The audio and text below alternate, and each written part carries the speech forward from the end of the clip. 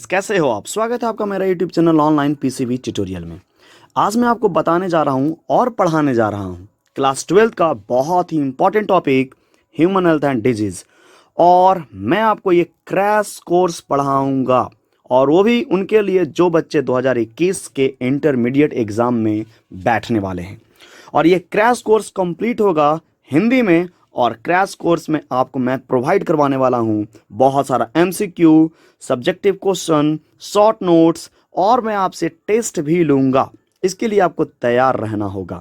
Okay, तो मैं आपको बहुत सारा कुछ प्रोवाइड करूंगा। और जो बच्चे इंग्लिश मीडियम के हैं उनके लिए इंग्लिश मीडियम में पूरा का पूरा क्लास चलेगा, और जो बच्चे हिंदी मीडियम के हैं उनका क्लास कंप्लीट हिंदी में चलने वाला है। ओके, तो आप रेडी हो जाइए पूरा लेक्चर समझने के लिए, पूरे चैप्टर को समझने के लिए, पूरे कोर्स को समझने के लिए। और हाँ, अगर अभी तक आपने मेरे चैनल को सब्सक्राइब नहीं किया होगा तो जल्दी से सब्सक्राइब के बटन को दबाकर सब्सक्राइब कर लो, और बेल आइकन को भी प्रेस कर लेना ताकि इस तरह का नोटिफिकेशन आपके पास सबसे पहले पहुंचे। तो चलिए मैं आपका लेक्चर स्टार्ट करता हूं, और सबसे पहले मैं आपको बताऊंगा कुछ टर्मिनोलॉजी के बारे में। ओके, ये टर्मिनोलॉजी बहुत ज़्यादा इंपॉर्टेंट है, क्योंकि अगर आप ये टर्मिनोलॉजी को नहीं समझोगे तो आपको ये चैप्टर समझने में थोड़ा सा परेशानी हो सकता है। ओके, तो सबसे पहले मैं आपको कुछ टर्मिनोलॉजी बताऊंगा जो कि इंपॉर्टेंट है आपको इस चैप्टर को समझने के लिए। और उसमें से सबसे पहला है आपका रोग, health, prophylaxis, epidemiology, aetiology, incubation period, window period and chemotherapy. Already आप लोगों ने कुछ ना कुछ नाम सुना होगा कि डिजीज किसे कहते हैं। एक्चुअली देखो, आपके बॉडी में किसी प्रकार का असमानता यानी कि नॉर्मल नहीं है, या फिर असहजता यानी कि आप अच्छा महसूस नहीं कर रहे हो, तो आप जनरली क्या हो, बीमार हो, आप रोगी हो, एक पेशेंट हो। आपके अंदर डिजीज प्रवेश कर गया है, रोग आपके अंदर प्रवेश कर गया है, और आप एक क्या कहलाओगे, रोगी कहलाओगे। तो रोग किसे कहते हैं? सामान्य अवस्था में कोई परिवर्तन जो कि असहजता या अक्षमता या स्वास्थ्य में क्षति उत्पन्न करता है, क्या कहलाता है, रोग कहलाता है, यानी कि डिजीज कहलाता है। और डिजीज का मतलब होता है अनईजीनेस, मतलब अब आप अच्छा महसूस नहीं कर रहे हैं, आपके लिए सब कुछ इजी नहीं है, दैट इज अनईजीनेस। ओके, अब आते हैं नेक्स्ट टर्म पे, and that is the health. देखो मेरे भाई, मेरे बंधु, एक्चुअली हेल्थ का अगर मैं बात करता हूं तो हेल्थ का बहुत बार अलग अलग डेफिनेशन दिया गया है। इंग्लिश का अगर मैं बात करता हूं तो, लेकिन WHO ने 1948 ईस्वी में बहुत ही अच्छा डेफिनेशन दिया जो कि अभी तक मान्य है, अभी तक चल रहा है। और वो डेफिनेशन जो है वो इंग्लिश में है, उसी का हिंदी वर्जन यहाँ पे आपको सामने दिख रहा है। दैट इज द व्यक्ति की शारीरिक, मानसिक एवं सामाजिक पूर्णता किसी रोग व दुर्बलता के स्वास्थ्य कहलाता है। अब यहाँ पे आपको समझना होगा, देखो आपको लग रहा होगा कि मेरे में तो किसी प्रकार का कोई बीमारी है नहीं। ओके, और जब किसी प्रकार का कोई बीमारी नहीं है तो हम क्या हैं, स्वस्थ हैं। बिल्कुल ऐसा नहीं है। ओके, बीमारी का नहीं होना, बॉडी में, शरीर में बीमारी का नहीं होना स्वस्थ नहीं होता है। ओके, अब जैसे मान लो आप एक व्यक्ति हो, नॉर्मल हो, सब कुछ है, लेकिन आपका सोच जो है वो बहुत गंदा है, तो आप एक बीमार आदमी हो। आप सोच से बीमार आदमी हो तो वो भी एक तरह का बीमारी ही है। ओके, तो दुनिया में ऐसा कोई भी इंसान नहीं है जो बीमार नहीं है। ओके, तो यहाँ पे सिंपल सा समझते हैं कि अगर आपका शारीरिक, मानसिक और सामाजिक सब कुछ बहुत अच्छा तरीका से चल रहा है बिना किसी रोग के, तो आप क्या कहलाओगे, स्वस्थ पर्सन कहलाओगे। लेकिन ऐसा कभी होता नहीं है। अगर आप शारीरिक रूप से सही हो तो मानसिक क्षमता आपका खराब है, अगर आपका मानसिक सही है तो शारीरिक खराब है, और अगर कुछ नहीं तो आपका सामाजिक पूर्णता पूर्ण रूप से क्या है, डैमेज है। चुगली करते चलोगे इधर उधर, है ना, तो वो भी एक तरह का क्या है, एक तरह का बीमारी ही है। जो आप बैठ के चार लोग बैठ के इसका चुगली उसका चुगली कर रहे हो, वो भी एक तरह का बीमारी है। ओके, तो खैर जो हम जानना चाहते थे वो समझ गए कि ये रोग और हेल्थ क्या होता है, कैसे इसका डेफिनेशन है। सो अब आते हैं प्रोफाइल एक्सिस पे। देखो प्रोफाइल एक्सिस क्या है, आप किसी भी रोग से जब बचाव करते हो या बचाव का उपाय अपनाते हो, उस टर्म को हम लोग प्रोफाइल एक्सिस से समझते हैं। मतलब किसी रोग का बचाव के उपाय को क्या कहलाता है, क्या कहलाता है, वो प्रोफाइल एक्सिस कहलाता है। इसमें कोई रॉकेट साइंस नहीं है समझने में। And next is the epidemiology. देखो, इपिडेमियोलॉजी क्या कहता है कि किसी भी रोग का कारण, मतलब वो रोग कैसे हुआ, कोई भी रोग कैसे हुआ और उसका प्रसार, यानी कि वो रोग फैला कैसे। जब ये जैसे कि अभी कोरोना वायरस चल रहा है, तो कोरोना वायरस कैसे हुआ और ये कैसे फैल रहा है, उसके बारे में अगर हम स्टडी करेंगे, that is the epidemiology. Okay, and next is the aetiology. देखो, इटियोलॉजी क्या कहलाता है, अगर कोई भी रोग कारक यानी कि पैथोजन, यानी कि बैक्टीरिया या वायरस आपके बॉडी में प्रवेश कर गया। ओके, और प्रवेश करने के बाद जब आप उसका अध्ययन करोगे कि हाँ जी, हमारे बॉडी में ये बैक्टीरिया प्रवेश कर गया है, ये बैक्टीरिया जो है वो ऐसा ऐसा कर सकता है, ये बैक्टीरिया जो है वो कोई और अलग अलग चीज कर सकता है। ओके, मतलब different bacteria perform different function, अलग अलग बैक्टीरिया जो है वो अलग अलग आपके बॉडी को मतलब परेशान कर सकता है। तो उसके बारे में अध्ययन करना क्या कहलाता है, इटियोलॉजी कहलाता है। Okay, and next is the incubation period, that is the उद्भवन काल। बहुत ही इंपॉर्टेंट ये टर्म है, बहुत ही ज़्यादा इंपॉर्टेंट टर्म है।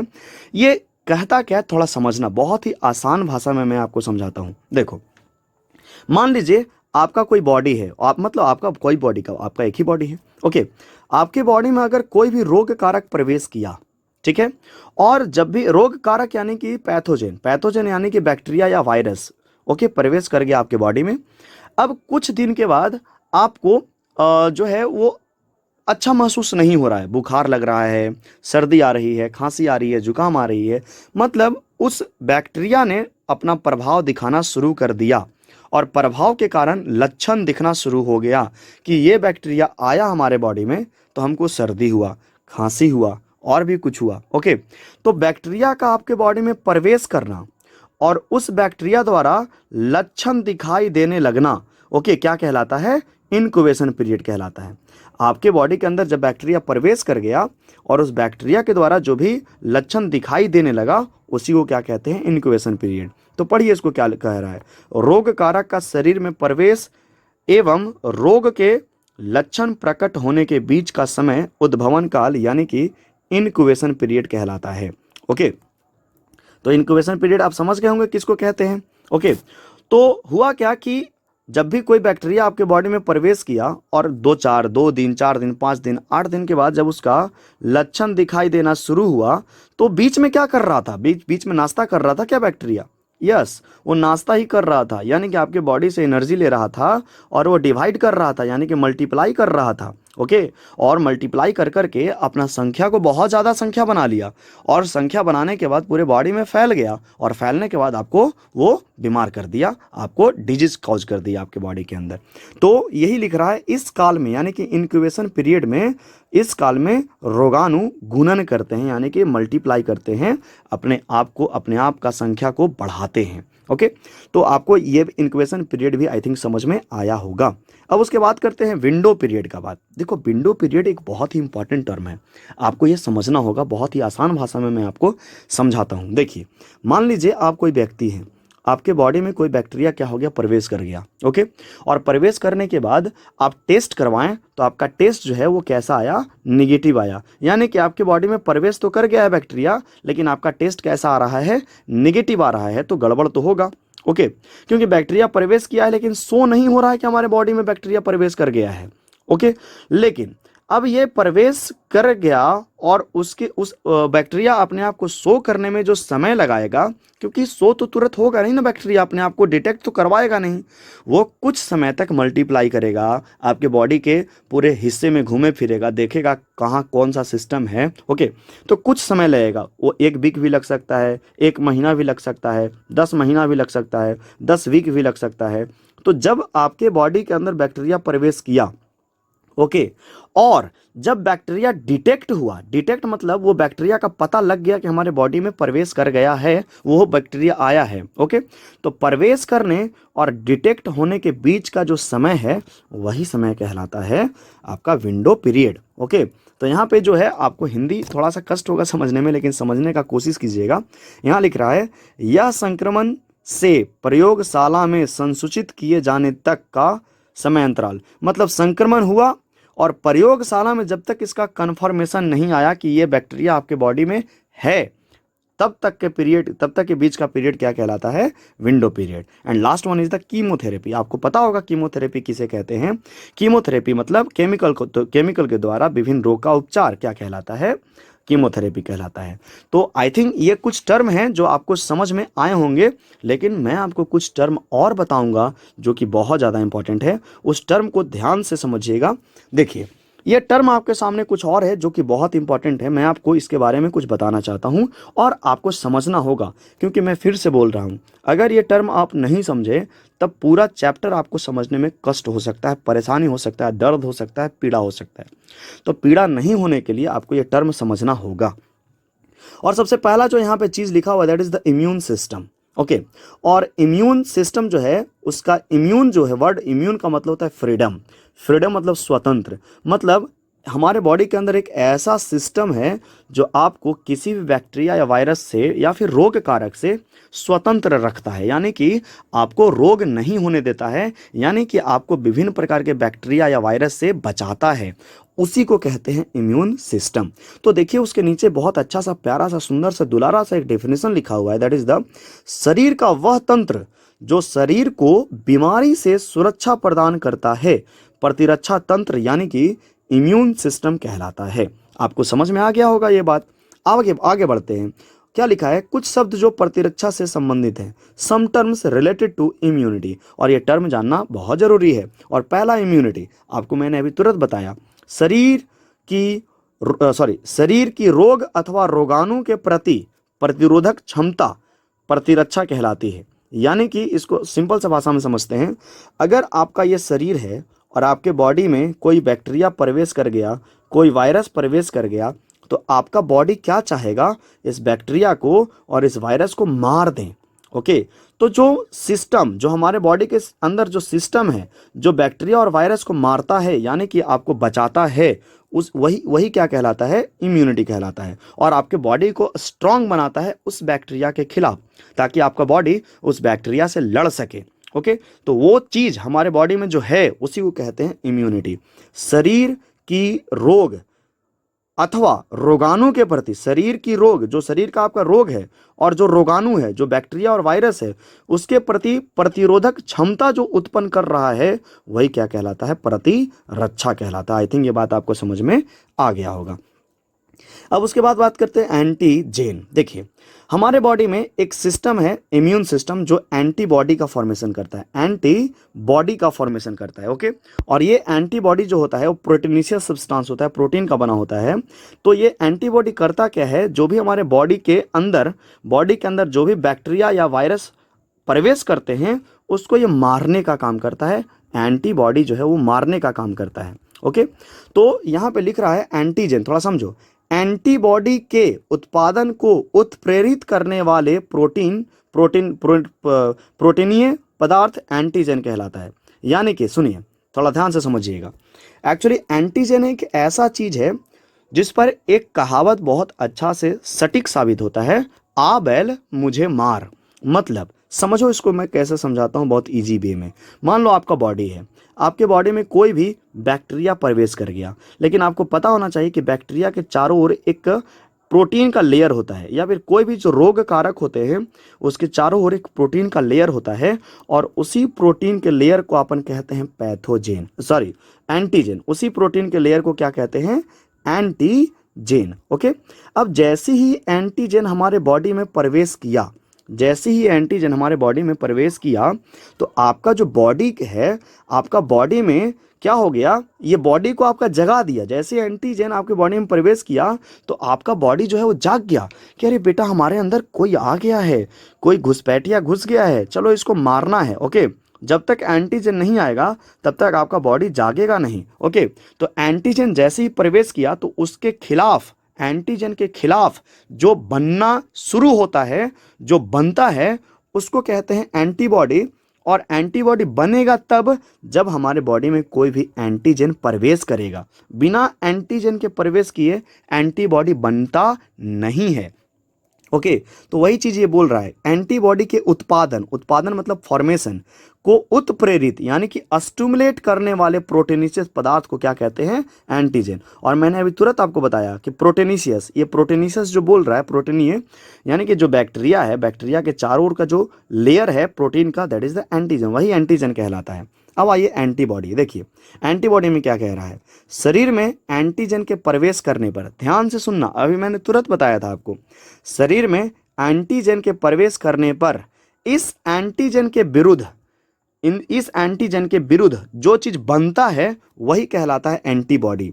अब यहाँ पे जो टर्म है बी लिम्फोसाइट, अगर आपने पढ़ रखा है, क्योंकि ये क्रैश कोर्स है तो आपको पता होगा कि हमारे बॉडी में दो तरह के लिम्फोसाइट होते हैं, बी लिम्फोसाइट और टी लिम्फोसाइट।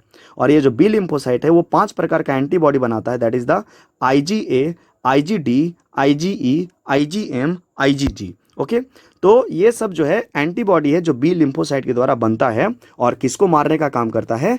एंटीजन को मारने का काम करता है, किल करने का काम करता है। ओके, और एंटीजन एक ऐसा सब्सटेंस है जो एंटीबॉडी को जगाने का काम करता है, स्टिमुलेट करने का काम करता है। एंटीजन कहता है मैं आ गया हूं, अब मुझे मारना शुरू करो, तो एंटीबॉडी कहता है कि मैं भी तैयार हूं, मराने के लिए शुरू मतलब तैयार रहो।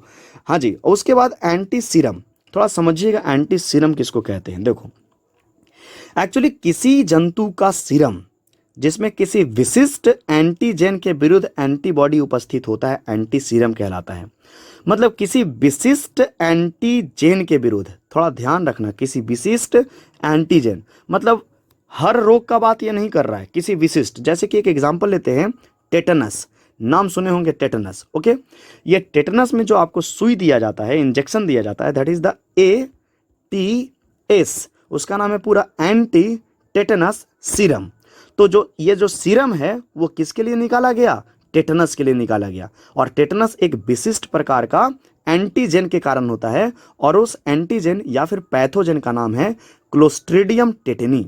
मतलब क्लोस्ट्रीडियम टेटनी एक बैक्टीरिया है जिसके कारण टेटनस होता है, और उस बैक्टीरिया को मारने के लिए जो एंटीबॉडी जरूरी होता है उसको हम लोग एंटी सीरम कहते हैं।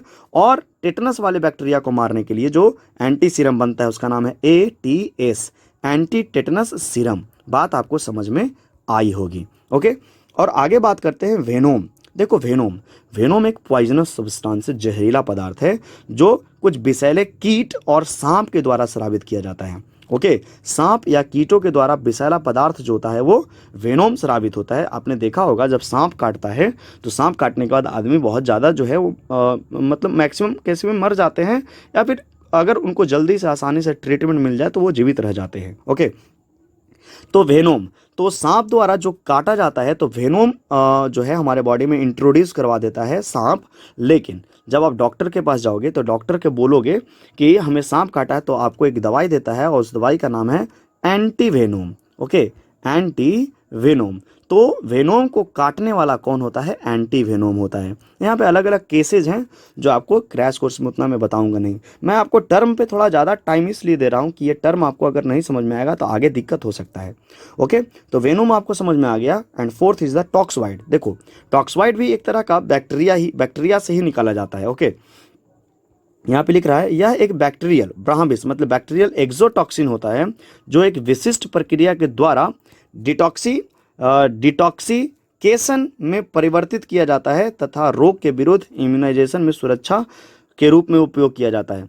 मतलब ये जो आपको दिख रहा है टॉक्सवाइड बैक्टीरिया से ही निकाला जाता है जो कि किसी भी विशिष्ट रोग में उपयोग होता है इसका, जो कि हमारे लिए बहुत ज़्यादा इंपॉर्टेंट है। Okay, and last is the agglutination, जो कि एक छोटा सा अच्छा टॉपिक है, इंपॉर्टेंट है, थोड़ा समझना। देखो, आप जब भी बीमार पड़ते हो तो जनरली बुखार लगता है या फिर कुछ रोग होते हैं, तो होगा क्या कि जैसे ही मान लो आपकी बॉडी है, आपके बॉडी में कोई भी एंटीजन प्रवेश किया यानी कि बैक्टीरिया प्रवेश किया। ओके, और इस बैक्टीरिया के कारण आपका बॉडी बनाना शुरू किया एंटीबॉडी।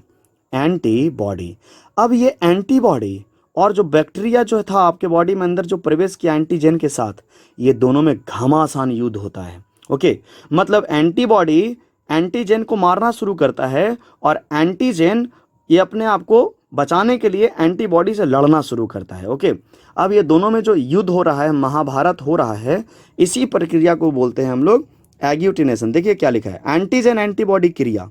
मतलब एंटीजन और एंटीबॉडी जब एक दूसरे के साथ क्रिया करते हैं, रिएक्शन करते हैं, तो एग्लूटिनेशन कहलाती है। ओके, और एंटीजन एंटीबॉडी क्रिया का जो अध्ययन होता है that is the serology. Antibody और एंटीजन कैसे कैसे काम करते हैं, इस चीज़ को कहा जाता है सेरोलॉजी। ओके, तो ये कुछ टर्म था जो मैं आपको आज इस लेक्चर में मैंने आपको बता दिया।